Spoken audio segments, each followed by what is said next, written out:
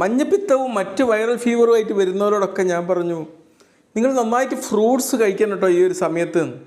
അപ്പോഴൊക്കെ പലർക്കും പേടി, ഫ്രൂട്ട്സ് നിപ്പ ഫ്രൂട്ട്സിലെല്ലാം നിപ്പ ഉണ്ട് എന്നുള്ള ഒരു തെറ്റായ ധാരണ പെട്ടെന്ന് തന്നെ നമ്മുടെ നാട്ടിൽ പടർന്നു. ഒരിക്കലും അങ്ങനെയല്ല.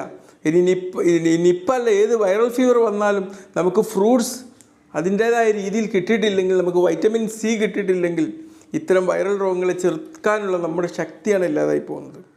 തീർച്ചയായിട്ടും ഫ്രൂട്ട്സ് നല്ല വൃത്തിയായിട്ട് നല്ല അതിൽ ഉണ്ടാവാൻ സാധ്യതയുള്ള എല്ലാ അണുക്കളും നശിക്കുന്ന രീതിയിലുള്ള പ്രവൃത്തിയിലൂടെ നമ്മൾ ചെയ്തു കഴിഞ്ഞാൽ നമുക്ക് ഒരു പ്രശ്നവും വരില്ല.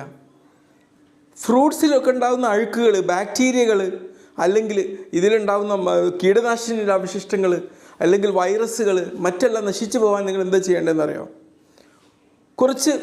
ഒരു ടബ് എടുക്കുക, അതിലേക്ക് ഒരു പോർഷൻ വെളുത്ത വിനാഗിരി മിക്സ് ചെയ്യുക, അതിലേക്ക് 3 പോർഷൻ 3 ഭാഗം വെള്ളവും ചേർത്ത് മിശ്രിതം ഉണ്ടാക്കുക.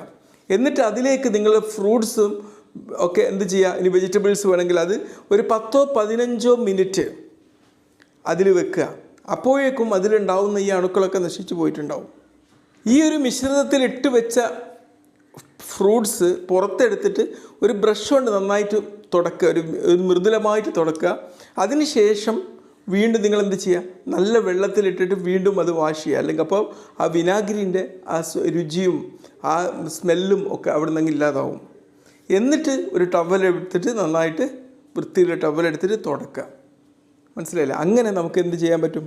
ഇത്തരം എന്തെങ്കിലും അണുബാധകളോ എന്തെങ്കിലും ആശങ്ക ഉണ്ടെങ്കിൽ അത് ആ ഒരു പ്രതലത്തിൽ നിന്ന്, ആ ഫ്രൂട്ട്സിൻ്റെ പ്രതലത്തിൽ നമുക്ക് നീക്കം ചെയ്യാൻ പറ്റും. ഓക്കെ.